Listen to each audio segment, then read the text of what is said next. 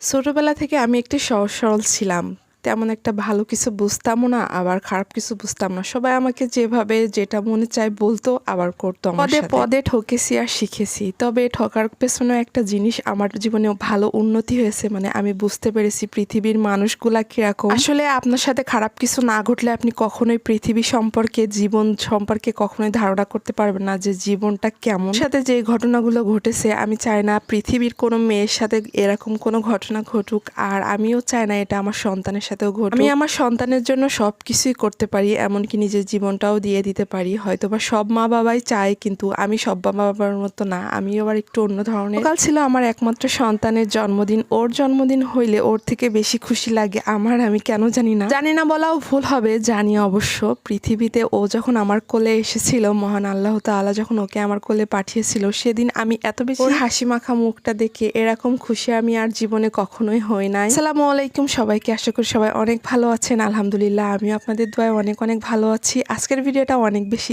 Special. এই সুন্দর ভিডিওটা আমি কোন জায়গায় গিয়ে করেছি সবকিছু আপনারা কিন্তু এই ভিডিওটাতে জানতে পারবেন। সম্পূর্ণ ভিডিওটা না দেখলে আপনারা কিন্তু অনেক কিছু মিস করবেন। এবং এত সুন্দর সুন্দর ভিডিও পিকচার কে করে দিয়েছে সেটাও কিন্তু আমি আপনাদেরকে বলে দিব। চাইলে আপনারা তার ডাকে আপনারা এত সুন্দর ভিডিও করে নিতে পারেন। সুতরাং ভিডিওটি কেউ না টেনে দেখবেন না, সবাই কিন্তু খুব সুন্দরভাবে ভিডিওটি দেখবেন মনোযোগ দিয়ে, তাহলে অনেক কিছু জানতে পারবেন। এখানে অনেকে আছেন জানে না যে আমি বিবাহিত নাকি অবিবাহিত, আমার ছেলেপুলে আছে নাকি নেই, আরুষ আমার কি হয়, হুসাইন আমার কি হয়।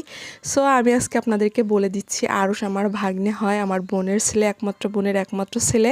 আর হুসাইন বড়টা হচ্ছে আমার একমাত্র ছেলে। 9 বছর পূরণ হলো। ওর পাপা যখন বেঁচে ছিল তখন ওর বয়স ছিল মাত্র 15 মাস, আর 15 মাস বয়সের পর থেকে ওর বাবা হারা হয়। পৃথিবীতে একটা সন্তানের বাবা না থাকার কষ্ট সে সন্তানটাই জানে, আর সে সন্তানের মাটাই জানে। আশেপাশে সবাইকেই দেখি যখন তাদের সন্তানদের তাদের বাবারা অনেক আদর করে, আমার বুকটা না তখন ফেটে যায়। আর শুধু আমার বুকটা না, আমার সন্তানটাও তাদের বাবাদের দিকে ফেলিয়ে তাকিয়ে থাকে। আমার তখন দেখে এত বেশি কষ্ট লাগে, মনে হয় পৃথিবীর সব টাকা দিয়ে হলেও যদি ওর পাপাকে আমি নিয়ে এসে দিতাম তাহলে হয়তো আমার অনেক বেশি ভালো লাগে। কিন্তু অনেক কিছুই আছে যেটা আমরা টাকা দিয়ে কখনোই কিনতে পারি না। টাকা থাকলেই আমরা সেই টাকাকে কখনোই ব্যবহার করতে পারি না।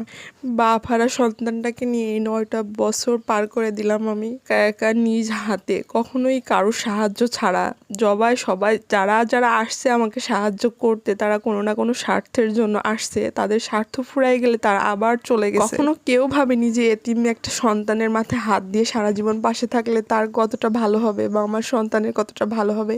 বিধবা একটা মেয়ের মাথায় হাত দিয়ে রাখলে মেয়ের মাথাটা কত শান্তি পাবে। সবাই আসছে সবাই স্বার্থর জন্য, এই জন্য আর কাউকেই বিশ্বাস করি না। নিজের